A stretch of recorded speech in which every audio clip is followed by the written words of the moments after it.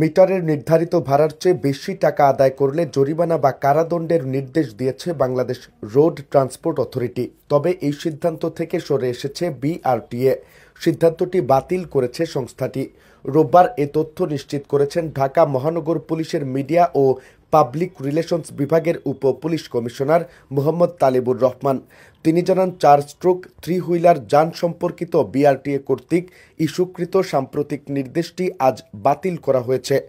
তিনি জানান, 4 হুইলার যান সম্পর্কিত বিআরটিএ কর্তৃক ইস্যুকৃত সাম্প্রতিক নির্দেশনাটি আজ বাতিল করা হয়েছে।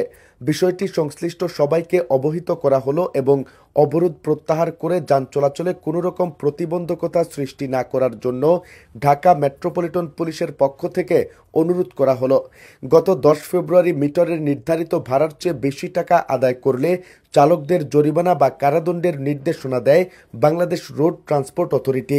নির্দেশনায় উল্লেখ করা হয়, সড়ক পরিবহন আইন 2018 এর 35(3) ধারা অনুযায়ী রুট পারমিট প্রাপ্ত অটোরিকশাগুলো যে কোনো গন্তব্যের যাত্রী নিতে বাধ্য।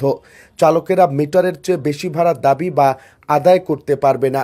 যদি কেউ এই নিয়ম লঙ্ঘন করেন তাহলে আইনের 81 ধারা অনুযায়ী সর্বোচ্চ 50,000 টাকা জরিমানা, 6 মাসের কারাদণ্ড বা উভয় দণ্ড দেওয়া হবে।